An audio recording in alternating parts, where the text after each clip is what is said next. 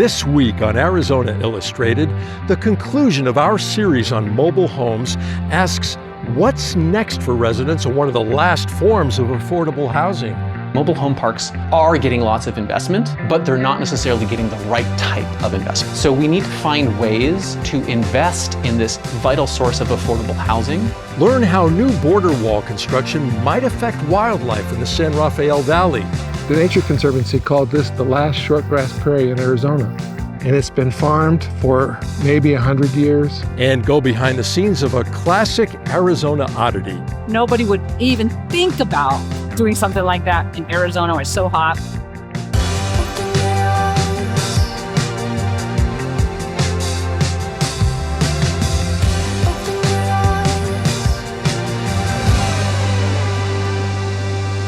Hi, and welcome to Arizona Illustrated. I'm Tom McNamara.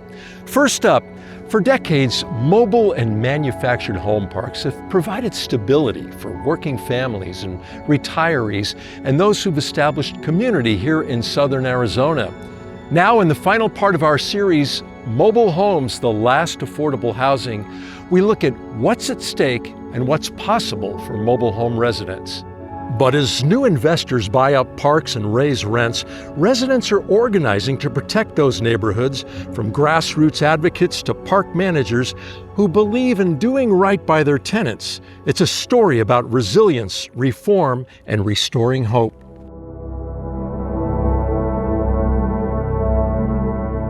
For seniors on fixed incomes, working families that have called Tucson home for generations, and those just settling into their desert life, mobile homes remain Arizona's most affordable housing.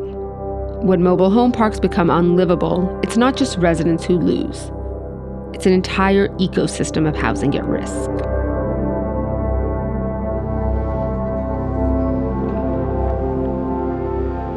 We have in the United States the American dream of home ownership, right? And we have a whole system of financial supports to basically subsidize home ownership.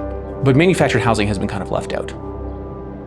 For folks who have low incomes, housing is a real challenge in Tucson, despite housing prices perhaps being lower overall in the city. The percent of people in the bottom 20% of the income distribution that are housing cost burdened is higher in Tucson than it is in Phoenix. It's higher than the state average, and it's higher than the national average. Affordable housing isn't just the unit itself, it's the ability to pay for all of the infrastructure that maintain and have that space actually be a livable environment. What's happening now didn't come out of nowhere. Experts say the system was built in a way that treated these homes differently from the start. And ongoing gaps in how the landlord-tenant act is enforced mean residents are still paying the price. This was a housing type that was not treated as housing, it was treated as a form of vehicle, actually. And so you just paid like a vehicle registration tax. So there was no property taxes associated with this. And so it was very cheap, right, from that perspective. But it also brought all of the quote unquote burdens of housing, right, which is people who need roads, who need schools, who need all kinds of services. And so sometimes municipalities came to see this type of housing that as not paying its own way and being a burden. And so there was often this effort to sort of push it to the margins, to push it out of its borders so that they would not be responsible for providing services to this rapidly growing population.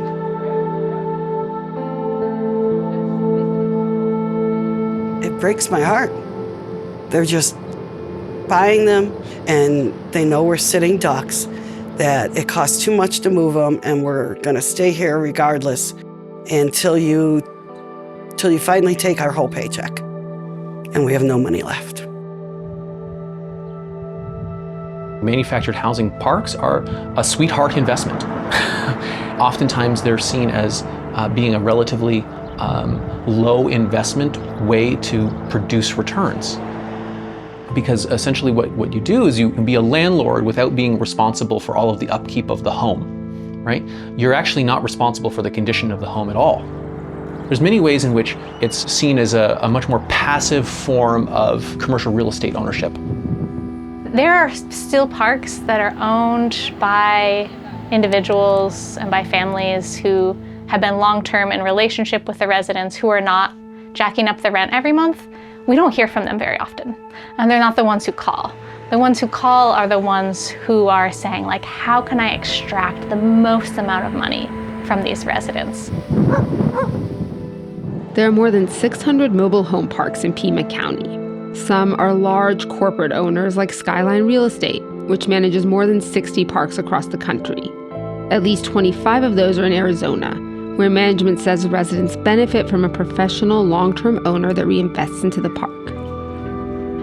Others are mom-and-pop shops with 30-some mobile home spaces, like the one run by park owner Al Velez. Resident experiences differ from park to park, but without stronger accountability, those residents have no assurances of stable rents or fair resolution of disputes.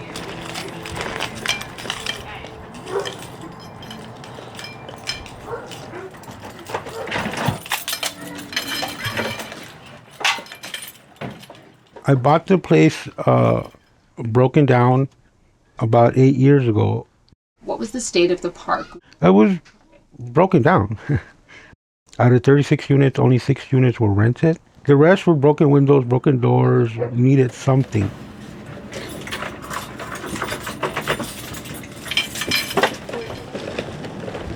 People don't want to hire me because I'm in a wheelchair. This gives me a job to do. This gives me responsibility. This gives me respect. I take payments, I work with people, I give people an opportunity. Anita! She's one of my longest tenants. Yeah, you can come on. My tenants pay me rent, and I need the unit to work for what they're paying me. You know, they need to get what they're paying for. I started out in one of the smaller campers down there, and I was just moving forward, and he's like, go check that one out. You know, like, we're a community here, you know, this is our home, and we're always looking out for, like, I got family down here. For me, I need to make sure that my tenants are comfortable. It's a business relationship, you know, they're paying me for something, and I'm giving them something. So any issues that they have with their unit, you know, I try to fix. Organizers are thinking big about what needs to change to make manufactured home parks stable and bustling communities. They want a regulatory agency that deals specifically with mobile homes, for master meter parks to be converted to direct utility customers, and a pathway for more resident-owned communities. We need real systemic change. So we work with residents and also with policymakers, with city and county staff, with the Department of Public Health. We come together to try to work on tangible solutions to some of the issues that people are facing. De lo que tengo claro, el problema no es de la comunidad, el problema es sistemático. Las condiciones de vivienda son caras, la despensa, la luz, la renta, todo es caro, el salario sigue siendo bajo y la renta sigue subiendo. Entonces esa desproporción entre una cosa y la otra es lo que te lleva al desalojo. No porque la persona no tenga la capacidad o no pueda costear vivienda, la vivienda está fuera de nuestro alcance. Mobile home parks are getting lots of investment, but they're not necessarily getting the right type of investment that is actually improving the housing. So we need to find ways to invest in this vital source of affordable housing where the return comes in the form of something other than profits or increased rents. We want there to be more resident-owned communities, more nonprofit-owned communities, more communities that are owned by community land trusts, where really the long-term health and housing is the center, not some private equity firm making a bunch of money. In mobile home parks across Pima County, the troubling patterns of predatory management, crumbling infrastructure, and residents fighting to stay are coming up against a new future, one where residents, advocates, and officials are rethinking what housing can look like for Southern Arizona communities. These parks are beautiful places to live if the management agrees and wants to be there. For 40 years, we had great relations with our managers and a great place to live. This is a vital source of affordable housing, right? If we're concerned about homelessness and housing inadequacy, then this is where we need to focus attention. When it's done without such an extractive process, it can be quite affordable And not just affordable, but a place where people are checking in on their neighbors. A place where you can have multi-generations living next door to one another and supporting one another in really vibrant and thriving communities. You can't stay quiet and suffer and you're paying your bills. I think that's the main, speaking out for your community. I remodeled my whole trailer to the way I liked it. So it's kind of hard to say, hey, I want to sell it or, leave, because I actually fixed it the way I wanted. All the schools are really close and my mom's really close. I love the community atmosphere. I have a beautiful garden and patio. I put about $40,000 renovating the bathrooms. My mom's right there. I really enjoy living here. My dream is to have a house out in the country.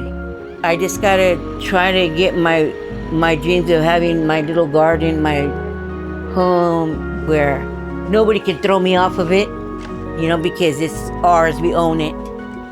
Yes, we need to build new affordable housing, but we also need to preserve the affordable housing that we have. And I don't think we can take for granted that if we don't start making investments in this housing, that it will always be there. At my age, I'm still trying to fight in life and still trying to do that. I may live in this, but it's something. I have to settle for what I have and then go down the line and get my dream.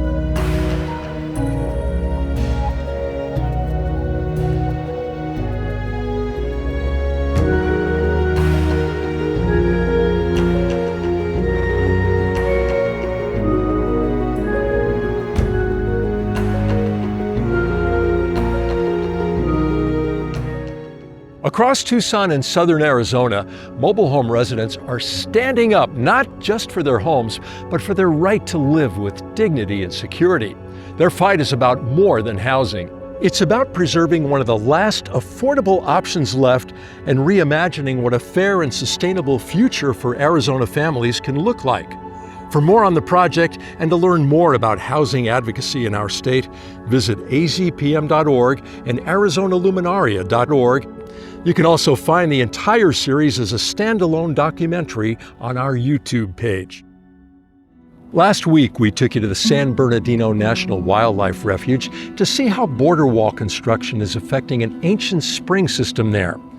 Well, now AZPM's Danyelle Khmara takes us to the San Rafael Valley to look at construction that's sparking similar concerns along one of the last unwalled ecosystems along that Arizona border with Mexico.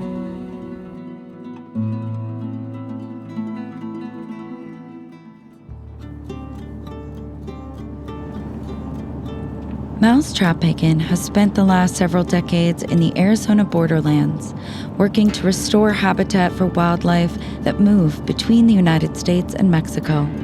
In that time, he's documented how new border wall cuts off wildlife pathways and affects local water tables.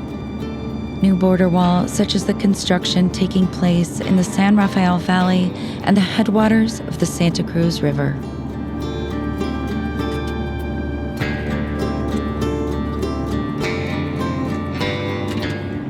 So we are right in the center of the San Rafael Valley. And this road will ultimately take us down to the US-Mexico border.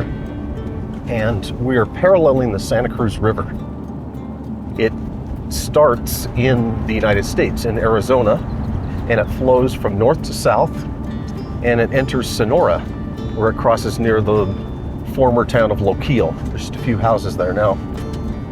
And it spends about 20 miles down south of the border, makes a U-turn, and then it recrosses the border east of Nogales. near a place called Keno Springs.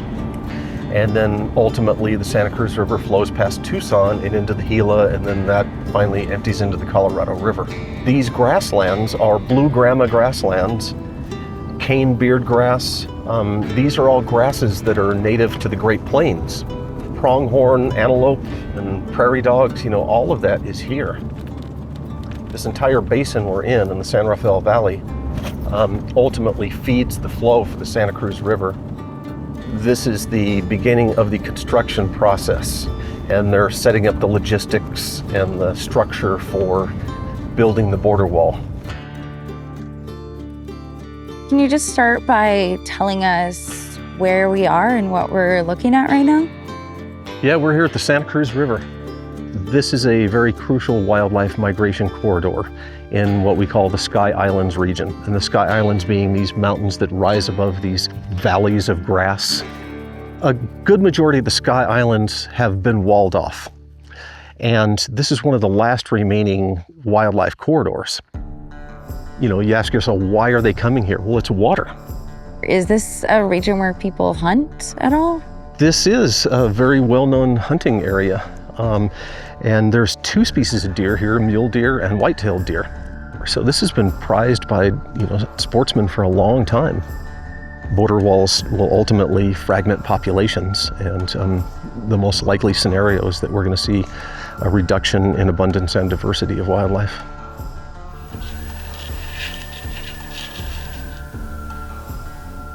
How close is the border construction that's happening right now? I think it's around 5 to 7 miles to the east of us. They're staging right in the very center of the valley. And they're planning on coming in this direction? Both directions. They're going to work east and west. And do you know the distance that they're planning on going on either side? It's a total of 27 miles across the valley. And do we have any data on what that impact will be? Do we have any idea what it might look like? Because of the Real ID Act of 2005, the Secretary of Homeland Security can waive all laws for the construction of border barriers. And this means the Clean Air Act, the Clean Water Act, Endangered Species, Native American Graves Protection Act, eagles, everything. We're undertaking these projects without any means of knowing what kind of impacts we're going to make, on our environment. And can you just say a little bit more about why border walls take so much water? When they build these walls, which now are 30 feet tall, they have to put a concrete footer in the ground. And usually that's about 6 feet deep and about 3 feet wide. So in order to make that concrete, they need to drill wells. So they are drilling a couple wells east of here. And if what happened at the San Bernardino National Wildlife Refuge and the San Bernardino Valley is any indicator, they were pulling out on the order of 700,000 gallons per day. Multiply that times 900 days of this contract, and that's a phenomenal amount of water.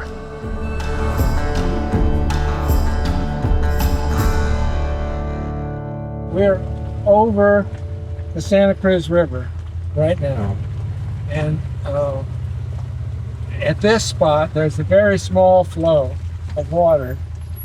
You can't hear the water, it's trees that we're hearing. But this is what's left of the stream flow in the river. Ross Humphreys is a conservationist and cattle rancher raising Angus beef south of Patagonia.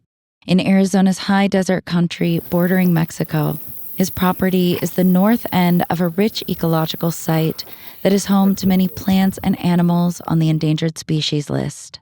And here's a brag. In 2021, we were chosen as the Certified Angus Beef Producer of the Year nationwide.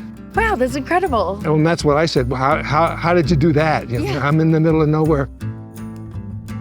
The Nature Conservancy called this the last shortgrass prairie in Arizona. And it's been farmed for maybe 100 years.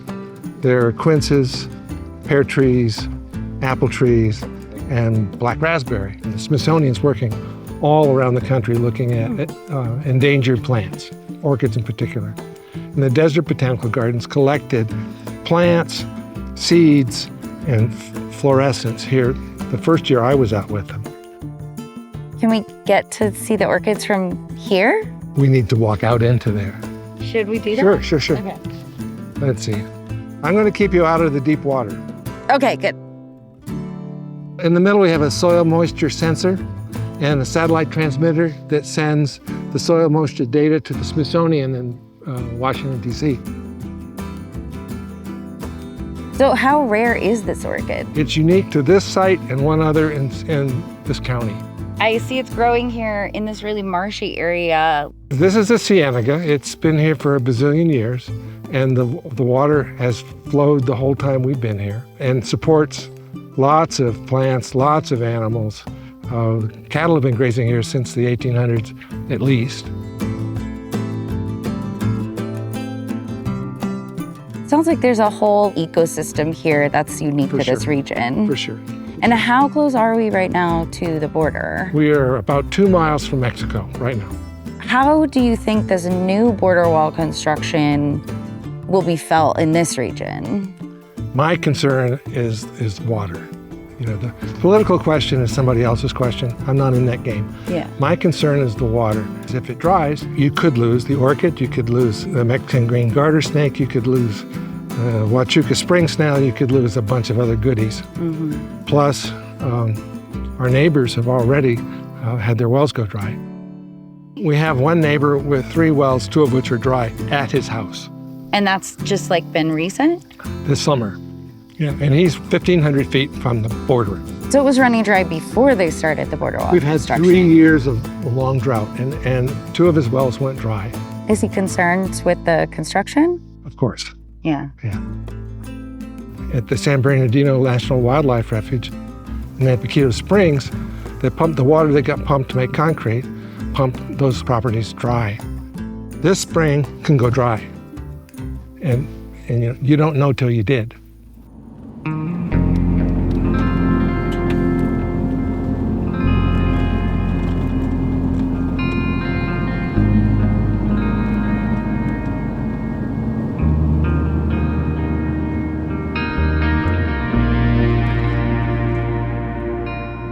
What struck me, and I've seen a lot of border wall construction, and is when I looked to the south in Mexico, I saw Sierra Azul.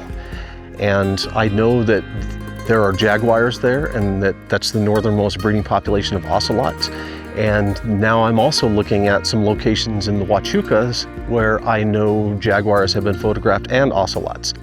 And it's been the first time that I've stood in one location and actually been able to see the connectivity diminish. I can see it all in one space. It's like I can literally see a mountain peak and a valley on both sides, and the start of a border wall that's going to cut those animals off.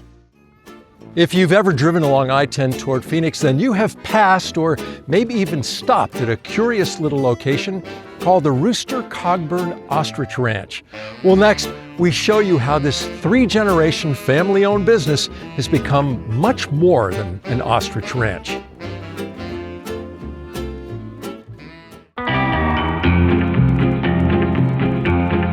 You know what this place really is about is a place for families to come, all ages. It doesn't matter if you're 2 or 102.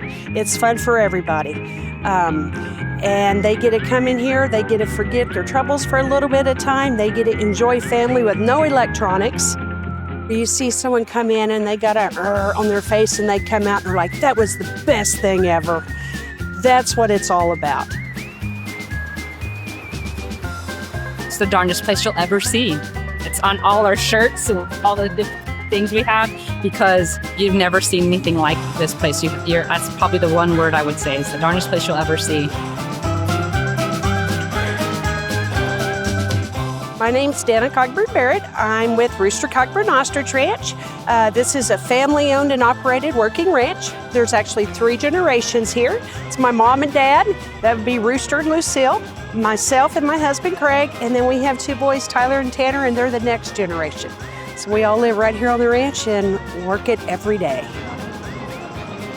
We have got 15 different types of animals. We got the fallow deer from England. Ostriches are from South Africa.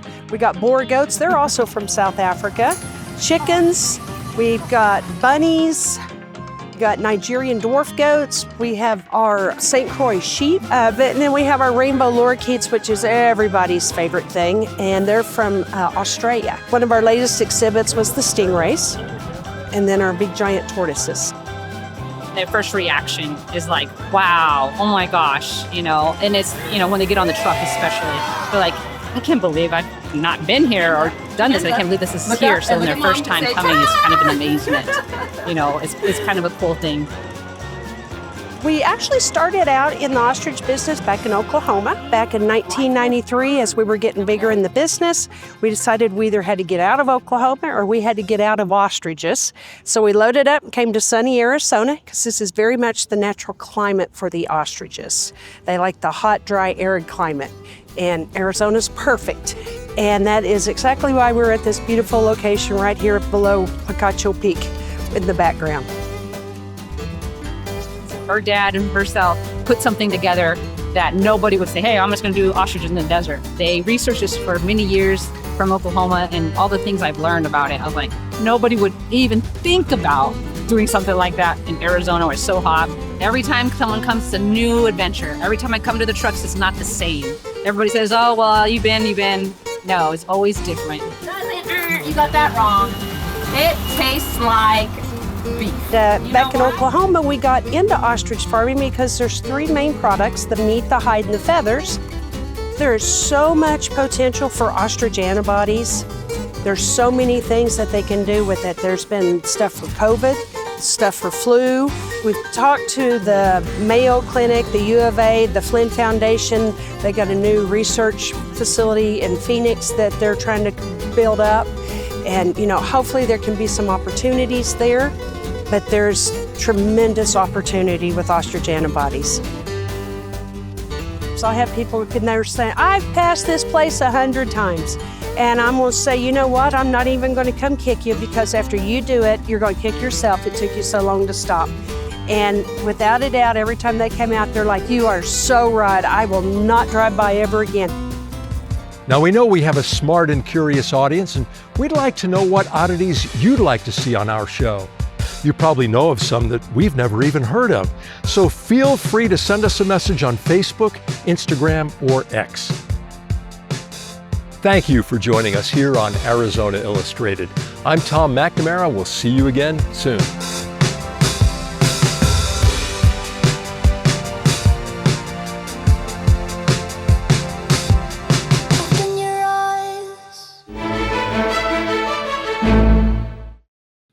Hi, I'm Tom McNamara, host of Arizona Illustrated.